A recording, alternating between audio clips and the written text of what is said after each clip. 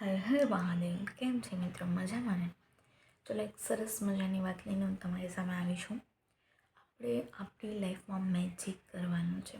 હા મિત્રો, તમે તમારી લાઈફમાં મેજિક ચમત્કાર સર્જી શકો છો. ભૂલી જાઓ અત્યારે તમારી પાસે શું છે શું નથી, તમે ખુશ છો ના ખુશ છો, વોટ એવર. તમારી કોઈ પણ એજ હોય, નાના હોય, મોટા હોય, વૃદ્ધ હોય, યંગ હોય, ગમે હોય, ભૂલી જાઓ. તમે અત્યારે જે કંઈ પણ જગ્યાએ છો ત્યાંથી તમે બધું તમારી લાઈફમાં ચેન્જ કરી શકો છો. યસ, થોડાક અમથા સ્ટેપ છે એ બદલવાની જરૂર છે અને પછી જુઓ તમે તમારી લાઈફમાં જાદુ થાય. મિત્રો એકવાર જરૂર આ ટ્રાય કરજો. થોડું ડિસ્ટર્બન્સ થશે, અહીંયા બ્રિજ બને છે એના માટે સોરી, થોડો અવાજ આવશે, ઠીક છે. તો હવે તમારે કરવાનું શું છે, એના 3 સ્ટેપ છે. હા મિત્રો, એના 3 સ્ટેપ છે. સૌથી પહેલાં તો એક લિસ્ટ બનાવો. બેસી જ જાઓ આજે ડાયરીમાં કે તમારે શું શું શું જોઈ છે. કોઈ વસ્તુ નાની છે, મોટી છે, ગમે છે, તમારી લાયકાત બહાર નહીં હોય ને તો એ લખી નાખો. જો તમે કંઈ પણ મેળવવા માગો છો તો આ કરો. બસ કોઈ પણ સવાલ નહીં, મગજને કે ભાઈ શાંત થા થોડીક વાર, આ ટ્રીક કરવા દે, કંઈક યુનિક છે કરો. સૌ પહેલાં તમારા મનમાં જે કંઈ પણ વસ્તુ છે, તમને જે જે જે જોઈએ છે એ લખો. એક્ઝામમાં પાસ થવું છે એટલા પર્સન્ટેજ જોઈએ છે, આ જગ્યાએ જોબ જોઈએ છે, ઓવો લાઈફ પાર્ટનર જોઈએ છે, આવી રીતના પતિ પત્નીના રિલેશન જોઈએ છે, સાસુ સસરા જોડે રિલેશન જોઈએ છે, ફેમિલીમાં સંબંધો સુધારવા છે, અથવા તો કેટલી ઇન્કમ જનરેટ કરવી છે, અથવા તો તમારો લુક કેવો કરવો છે, તમારી પર્સનાલિટી કેવી કરવી છે, શું કાંઈ પણ જે કાંઈ પણ ઈચ્છા લખી નાખો. પહેલું સ્ટેપ ઓકે ડન. 100 ઈચ્છાઓ છે, 200 છે, 500 છે, ગમે એટલી છે ને લખી નાખો મિત્રો. જો આ મોકો દર વખતે નથી મળતો, લખી નાખો. આજે મોકો મળ્યો છે, લખી નાખી. Okay then relax. હવે એવું માનો, ફિલિંગ લાવો કે આ મને મળી ગયું છે. યસ, પ્રોસેસ સ્ટાર્ટ થઈ ગઈ છે. આ બધું મારા માટે અવેલેબલ જ છે. આ મને મળવાનું છે, મળી રહ્યું જ છે, મળવાનું સ્ટાર્ટ થઈ ગયું છે. યસ, એવી ફિલિંગ હેપીનેસ સાથે લાવો. ઓકે, દેન સેકન્ડ સ્ટેપ છે માગો. જે લખ્યું છે ને એ તમે જે પણ ભગવાનને માનતા હો તો કોઈ પણ ભગવાન સ્પેસિફિક ના કરવા હોય તો એક યુનિવર્સ એટલે આખું બ્રહ્માંડ આવી ગયું, બધા ભગવાન આવી ગયા, બધું જ આવી ગયું. એક યુનિવર્સ નામ રાખ્યું છે એટલા માટે, ઠીક છે.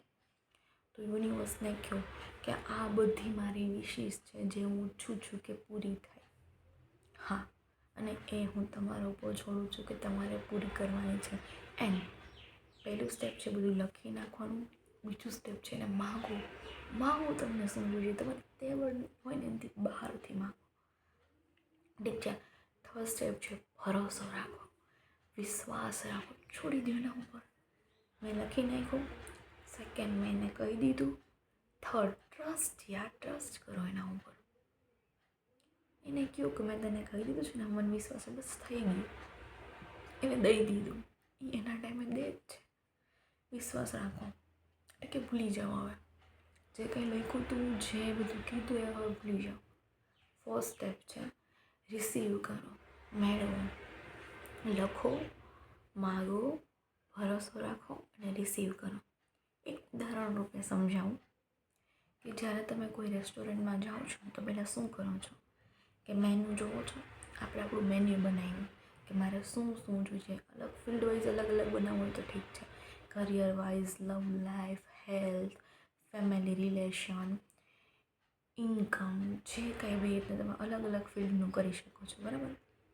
આપણે મેનુ જોઈએ છે ને કે મારે આ ખાવું છે, પછી આપણે માગીએ છીએ, કહીએ છીએ, એટલે આપણે વેટરને બોલાવીએ છીએ કે ભાઈ મારે આ વસ્તુ જોઈએ છે. ઓકે ડન, તમે દઈ દીધું. એટલે તમે યુનિવર્સને કહી દીધું કે યુનિવર્સ મારે આ વસ્તુ જોઈએ છે. થર્ડ, કે આપણે એને કહી છીએ કે ઓકે, એ ભાઈ એમ કહે છે કે હા સર થોડીક વાર વેઇટ કરો, તમને મળી જશે, બરાબર. હવે તમે જો એ વસ્તુ પ્રોસેસ થવા માંડી છે. તમે એમ કીધું કે મારે સેન્ડવિચ, ગાર્લિક સેન્ડવિચ, મતલબ જે કંઈ બી આ ચીઝ ગ્રીલ સેન્ડવિચ ખાવી છે. હવે તમે મને ઓર્ડર દઈ દીધો તો વાર લાગશે, પ્રોસેસ થોડી ઘણી થશે. ગરમ બનીને તમારી પાસે આવશે ત્યારે તમે શું કરશો, આમ વિચારશો, આમ શંકા કરશો કે મારી પાસે આવશે કે નહીં. આમ વિશ્વાસ હોય છે ને કે આ ઓર્ડર લઈ લીધો છે, પ્રોસેસ થવા માંડી છે, મારી પાસે આવી જશે. તમે એને ભૂલી જાઓ છો, તમારા ફ્રેન્ડ્સ સાથે ગયા હોય છો કે ગમે, તમે એની જોડે વાત કરો છો, એન્જોય કરો છો જેટલો ટાઈમ તમે ત્યાં બેઠા છો, હે ને. અને પછી શું થાય છે કે તમારો ઓર્ડર છે રેડી થઈ જાય છે. આ લ્યો સર, તમારી cheese sandwich, garlic sandwich, cheese grill sandwich ready છે. તમે ખાઓ છો અને એન્જોય કરો છો. બસ આ એવી જ પ્રોસેસ છે. તમે પહેલાં મેન્યુ સિલેક્ટ કર્યો, એટલે કે તમારું મેન્યુ બનાવ્યું, એમાંથી યુનિવર્સને ઓર્ડર આપ્યો કે મારા આ જોઈ છે. ઓર્ડર આપી દીધા પછી નિશ્ચિંત થઈ જાઓ, ભૂલી જાઓ, એનો પર છોડી દો. ઓકે, દેન પ્રોસેસ સ્ટાર્ટ થઈ ગઈ છે. યસ, પ્રોસેસ સ્ટાર્ટ થઈ ગઈ છે. હવે તમે બસ ભૂલી જાઓ અને તમારા વર્કમાં એન્જોય કરો. તમે જે કરો છો તો તમારે કરવાનું જ છે ને, કરતા રહ્યો, ભૂલી જાઓ. ત્યારે તમને મળી જશે ને, તમને ખબર નહીં હોય. આ સ્ટેપ એક ફોલો કરી લેજો, બધું નોટ કરી લ્યો, પછી એને માગી લ્યો, કહી દો કે મારે આ જોઈએ છે, બસ ડિક્લેર કરી દો કે એટલું મને જોઈએ છે, ત્યારે દેવાનું છે.